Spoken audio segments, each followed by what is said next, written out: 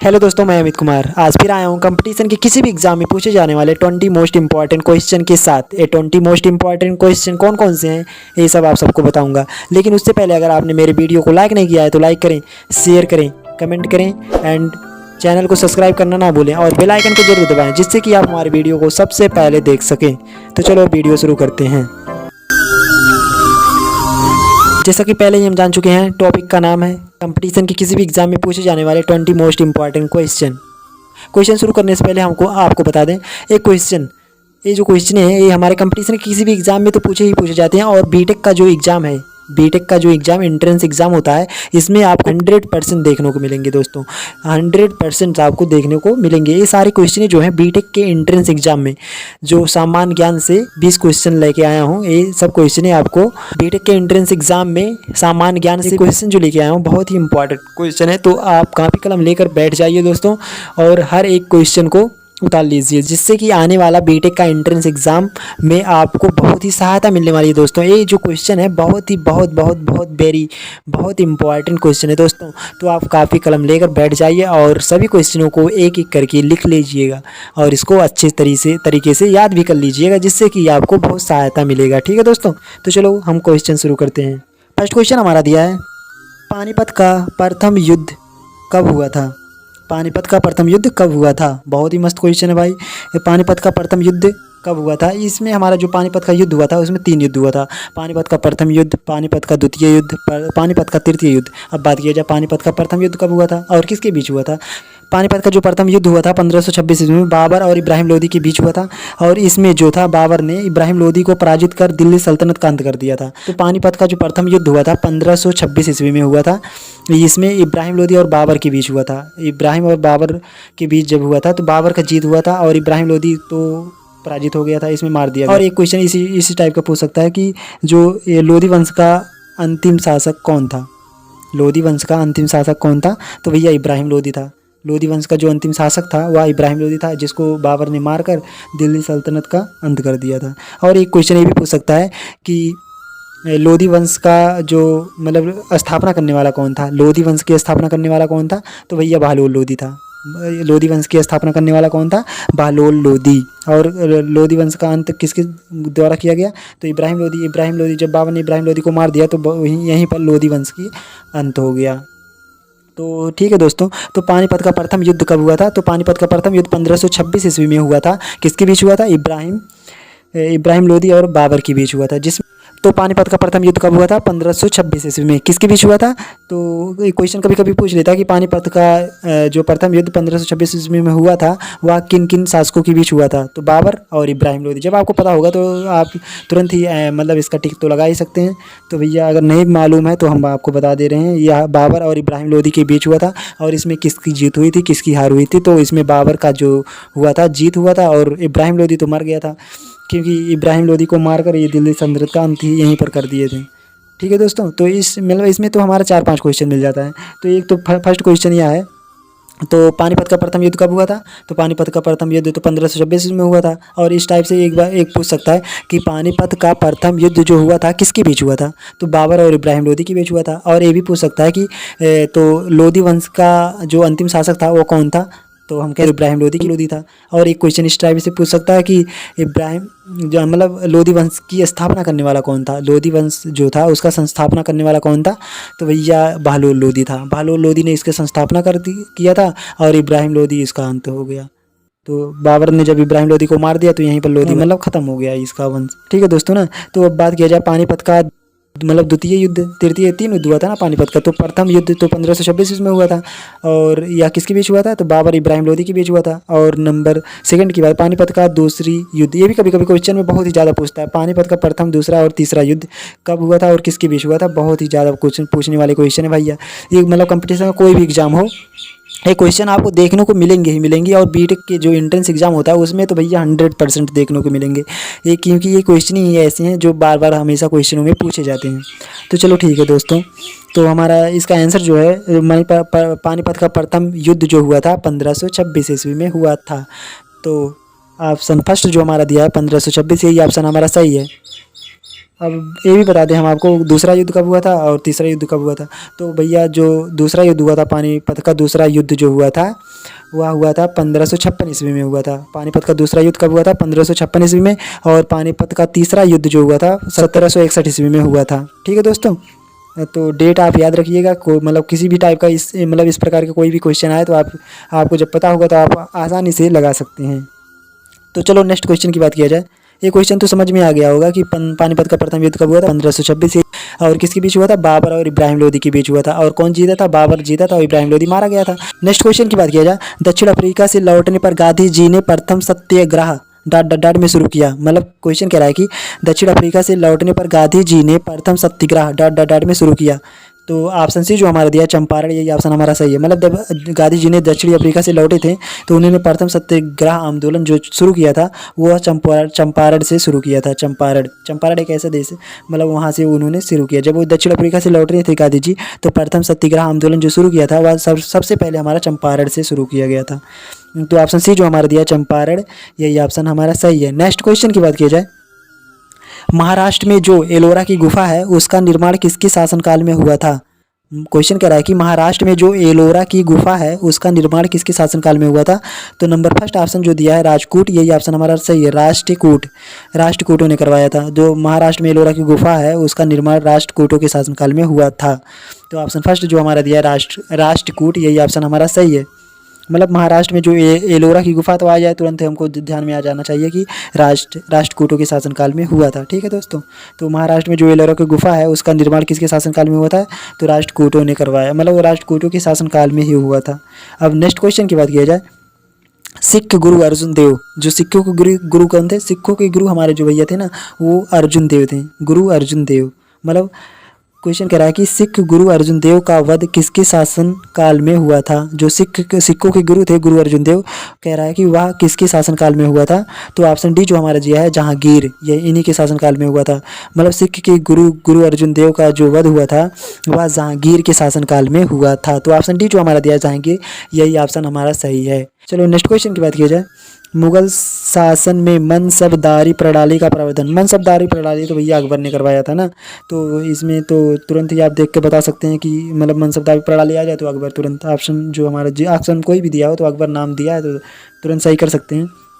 तो मुगल शासक जो था मुगल शासन में मनसबदारी प्रणाली का प्रवर्तन डॉट द्वारा शुरू किया गया था। क्वेश्चन कह रहा है कि मुगल शासन में मनसबदारी प्रणाली का प्रवर्तन डॉट द्वारा शुरू किया गया था। तो ऑप्शन बी जो हमारा दिया अकबर, यही ऑप्शन हमारा सही है, अकबर।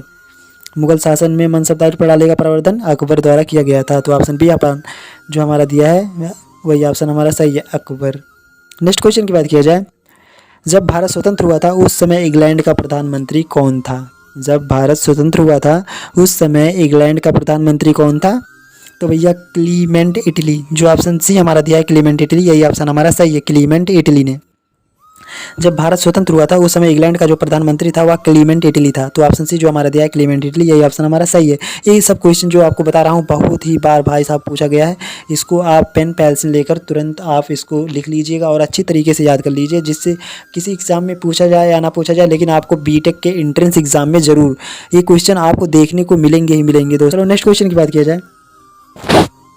गांधी जी किसे अपना राजनीतिक गुरु मानते थे? गांधी जी किसे अपना राजनीतिक गुरु मानते थे? तो ऑप्शन बी गोपाल कृष्ण गोखले थे जो गांधी जी ने वो अपना राजनीतिक गुरु मानते थे। तो भैया जो ऑप्शन बी जो हमारा दिया है गोपाल कृष्ण गोखले, यही ऑप्शन हमारा सही है। मतलब गांधी जी किसे अपना राजनीतिक गुरु मानते थे? जो गांधी जी थे वो अपना राजनीतिक गुरु किसे मानते थे? गोपाल कृष्ण गोखले। आपने भी जो ऑप्शन, तो ऑप्शन बी जो हमारा दिया है गोपाल कृष्ण गोखले, यही ऑप्शन हमारा सही है। मतलब गांधी जी गोपाल कृष्ण गोखले को अपना राजनीतिक गुरु मानते थे। नेक्स्ट क्वेश्चन की बात किया जाए। भारतीय राष्ट्रीय कांग्रेस के सर्वप्रथम मुस्लिम अध्यक्ष थे। भारतीय राष्ट्रीय कांग्रेस के सर्वप्रथम मुस्लिम अध्यक्ष, ये भी क्वेश्चन बहुत मस्त है। मतलब भारतीय राष्ट्रीय कांग्रेस के सर्वप्रथम मुस्लिम अध्यक्ष थे। तो ऑप्शन डी जो हमारा दिया है बदरुद्दीन तैजवी जो हमारे हैं यही हमारे अध्यक्ष थे। मतलब भारतीय राष्ट्रीय कांग्रेस के सर्वप्रथम अध्यक्ष कौन थे? बदरुद्दीन तैजवी जो हमारे थे, सही है भैया। जो ऑप्शन डी हमारा दिया है बदरुद्दीन तैजवी, यही ऑप्शन हमारा सही है। तो भारतीय राष्ट्रीय कांग्रेस के सर्वप्रथम मुस्लिम अध्यक्ष जो थे बदरुद्दीन तैजवी, यही ऑप्शन हमारा सही है। तो ऑप्शन डी जो हमारा दिया है बदरुद्दीन तैजवी, यही ऑप्शन हमारा सही है। नेक्स्ट क्वेश्चन की बात की जाए। सबसे पहली रेलवे लाइन किसके शासनकाल में निर्मित की गई? ये भी क्वेश्चन बहुत ही बार पूछा गया भैया। एंट्रेंस बीटेक के एंट्रेंस एग्जाम में 2014 में पूछा जाने वाला क्वेश्चन है भैया। ये क्वेश्चन कह रहा है कि सबसे पहली रेलवे लाइन किसके शासनकाल में चली? तो भैया लॉर्ड डलहौजी, ऑप्शन जो फर्स्ट दिया लॉर्ड डलहौजी, यही ऑप्शन हमारा सही है। और एक क्वेश्चन इस तरह से पूछ लेता है कि सर्वप्रथम रेल किस वर्ष चलाया गया? तो 1853 ईस्वी में। सबसे पहले रेलवे हमारा 1853 ईस्वी में चलाया गया था। इस टाइप से क्वेश्चन भी पूछ सकता है। तो क्वेश्चन कह रहा है कि मतलब ये जो है सबसे पहले रेलवे लाइन किसके शासनकाल में निर्मित हुई? लॉर्ड डलहौजी, जो लॉर्ड डलहौजी थे उन्हीं के शासनकाल में सबसे पहले रेलवे लाइन जो है का मतलब निर्माण किया गया, मतलब निर्मित किया गया या शुरुआत किया गया। तो लॉर्ड डलहौजी, तो ऑप्शन फर्स्ट जो हमारा दिया है लॉर्ड डलहौजी, यही ऑप्शन हमारा सही है। नेक्स्ट क्वेश्चन की बात किया जाए, किस वंश का शासन सबसे अच्छा रहा? क्वेश्चन कह रहा है कि किस वंश का शासन सबसे अच्छा रहा? तो भैया मौर्य वंश का शासन सबसे अच्छा रहा। जो फर्स्ट ऑप्शन दिया है मौर्य वंश, तो ये ऑप्शन हमारा सही है। नेक्स्ट क्वेश्चन की बात की, जो अगला क्वेश्चन है भाई ये बहुत ही मस्त क्वेश्चन है और बहुत ही बार ये बीटेक के एंट्रेंस एग्जाम में पूछा गया था और यह 2013 में भी पूछ लिया गया था। नेक्स्ट क्वेश्चन हमारा है, गुप्त वंश का संस्थापक कौन था? गुप्त वंश, अब यहाँ पर आ गया गुप्त वंश का संस्थापक कौन था? तो भैया जो गुप्त वंश का संस्थापक हमारे कौन थे? श्रीगुप्त। जो गुप्त वंश का संस्थापना करने वाले कौन थे? श्रीगुप्त। तो ऑप्शन सी जो हमारा दिया है श्रीगुप्त, यही ऑप्शन हमारा सही है। श्रीगुप्त ने गुप्त वंश का स्थापना किया था। ठीक है दोस्तों, अब नेक्स्ट क्वेश्चन की बात किया जाए, अकबर का जन्म कहाँ हुआ था? अकबर का जन्म कहाँ हुआ था?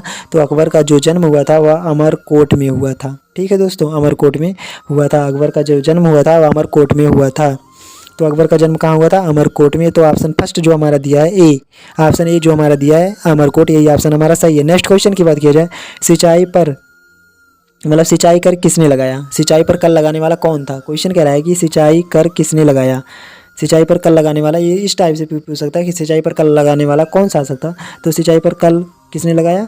तो फिरोज शाह तुगलक। जो ऑप्शन भी हमारा दिया है फिरोज शाह तुगलक, ये ऑप्शन हमारा सही है। मतलब फिरोज शाह तुगलक एक ऐसा शासक था जिसने मतलब सिंचाई पर कर लगा दिया था। तो भैया सिंचाई पर भी कर लगा दिया, तो सिंचाई पर कर लगाने वाला कौन था? तो फिरोज शाह तुगलक। तो ऑप्शन बी जो हमारा दिया है फिरोज शाह तुगलक, यही ऑप्शन हमारा सही है। नेक्स्ट क्वेश्चन की बात किया जाए, शाहजहां की बचपन का क्या नाम था? शाहजहां की बचपन का क्या नाम था? ये भी क्वेश्चन हमारा बीटेक के एंट्रेंस एग्जाम में 2013 में पूछा जाने वाला क्वेश्चन है भैया। ये मतलब शाहजहां की बचपन का क्या नाम है? तो खुर्रम। तो खुर्रम भैया, खुर्रम। शाहजहां का जो बचपन का नाम था वह खुर्रम है। और एक बात बता दें, शाहजहां जो था वो ताजमहल भी बनवाया था और इसका जो समय मतलब काल कहा जाता था वह स्वर्ण काल के नाम से जाना जाता था। बहुत ही बात पूछ सकता है, कभी कभी पूछ लेता है कि ऐसा कौन सा शासक है जिसके काल को स्वर्ण काल कहा जाता था। तो अगर आपको पता होगा शाहजहां तो आप बता सकते हैं, नहीं तो नहीं लगा सकते। तो लोग भैया जान लो, आज नहीं पता है तो जान लीजिए। तो जो स्वर्ण काल है, ऐसा कौन सा शासक है जिसके मतलब काल को स्वर्ण काल कहा जाता है? तो भैया शाहजहां जो है, शाहजहां उन्हीं के मतलब काल को स्वर्णकाल कहा जाता है। और इनके बचपन का क्या नाम था? खुर्रम, ये भी याद रखिए। और बौद्ध धर्म का चौथा सत्य क्या है? नेक्स्ट क्वेश्चन जो हमारा दिया है, बौद्ध धर्म का चौथा सत्य क्या है? मतलब बौद्ध धर्म का चौथा सत्य जो हमारा है, तो ऑप्शन डी जो हमारा दिया है, दुख निरोध गामिनी प्रतिस्पर्धा। मतलब बौद्ध धर्म का चौथा सत्य कौन सा है? दुख निरोध गामिनी प्रतिस्पर्धा। ऑप्शन डी ऑप्शन हमारा सही है। नेक्स्ट क्वेश्चन की बात किया जाए, भगवान बुद्ध ने अपना पहला उपदेश कहाँ दिया? भगवान बुद्ध ने अपना पहला उपदेश कहाँ दिया? ये भी हमारा यूपी, जैसे ये भी हमारा दिया है यूपी बीटेक एंट्रेंस एग्जाम में 2013 में पूछे जाने वाला क्वेश्चन है भैया। ये सब जितना भी क्वेश्चन मैं बता रहा हूँ, ये क्वेश्चन किसी ना किसी वर्ष जरूर पूछे गए हैं, इसलिए आप इसको भैया नोट कर लो और अच्छे तरीके से याद कर लीजिए।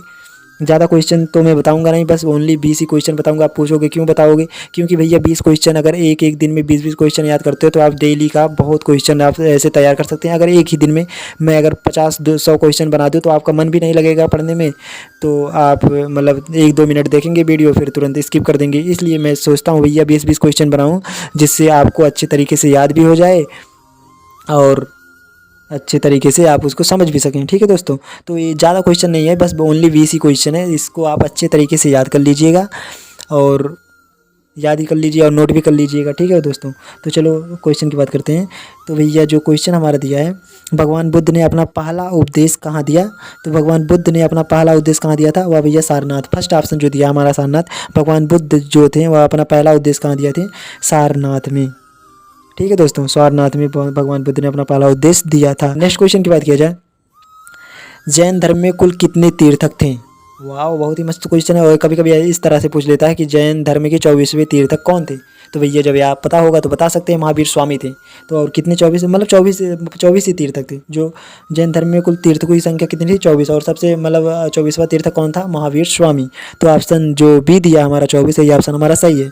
जैन धर्म में कुल कितने तीर्थक थे, तो हमारा दिया है 24, यही ऑप्शन हमारा सही है। नेक्स्ट क्वेश्चन की बात किया जाए, 5 सत्यों में से जैन धर्म ने सबसे ज़्यादा जोर किस पर दिया। 5 सत्यों में से जैन धर्म ने सबसे ज़्यादा जोर किस पर दिया, तो भैया अहिंसा। जो ऑप्शन बी दिया है अहिंसा, इसी पर ज़्यादा जोर दिया। 5 सत्यों में से जैन धर्म ने सबसे ज़्यादा जोर किस पर दिया, तो अहिंसा। तो ऑप्शन बी जो हमारा दिया है अहिंसा, ये ऑप्शन हमारा सही है। नेक्स्ट क्वेश्चन की बात किया जाए, गुलरुखी के नाम से कौन सा शासक कविता लिखता था। गुलरुखी के नाम से कविता लिखने वाला कौन सा शासक था, आप पूछोगे कौन है, तो भैया जो सिकंदर लोदी था वह गुलरुखी के नाम से चुपके चुपके से मतलब कविता लिखता था। ठीक है दोस्तों, तो सिकंदर लोदी एक ऐसा शासक था जो गुलरुखी के नाम से चुपके चोरी चोरी से वह मतलब कविता लिखता था। गुलरुखी के नाम से कविता लिखने वाला कौन सा शासक था, तो सिकंदर लोदी। जो ऑप्शन सी जो हमारा दिया है सिकंदर लोदी, यही ऑप्शन हमारा सही है। मतलब गुलरुखी के नाम से कविता कौन सा शासक कविता लिखता था, तो सिकंदर लोदी। ऑप्शन सी जो हमारा दिया है सिकंदर लोदी, यही ऑप्शन हमारा सही है। नेक्स्ट क्वेश्चन की बात किया जाए, खालसा की स्थापना किसने की। खालसा की स्थापना किसने की, तो ऑप्शन फर्स्ट जो हमारा दिया गुरु गोविंद सिंह। गुरु गोविंद सिंह ऑप्शन फर्स्ट जो हमारा दिया, मतलब खालसा की स्थापना करने वाला कौन था, गुरु गोविंद सिंह। ऑप्शन फर्स्ट जो हमारा दिया गुरु गोविंद सिंह, यही ऑप्शन हमारा सही है। नेक्स्ट क्वेश्चन की बात किया जाए, सितार का आविष्कार किसने किया था। सितार का आविष्कार जो था वो किसने किया था, अमीर खुसरो ने। ठीक है दोस्तों, तो सितार का आविष्कार किसने किया था, अमीर खुसरो ने। मतलब सितार का आविष्कार करने वाला कौन था, अमीर खुसरो। तो ऑप्शन बी जो हमारा दिया अमीर खुसरो, ये ऑप्शन हमारा सही है। आशा करता हूँ वीडियो अच्छा लगा हो। अगर वीडियो अच्छा लगा हो तो वीडियो को लाइक करें, शेयर करें एंड कमेंट करें, और सब्सक्राइब करना ना भूलें, और बेल आइकन को जरूर दबाएं, जिससे कि आप हमारी वीडियो को सबसे पहले देख सकें। थैंक यू दोस्तों, अब मिलते हैं अगली वीडियो में, तब तक के लिए धन्यवाद दोस्तों।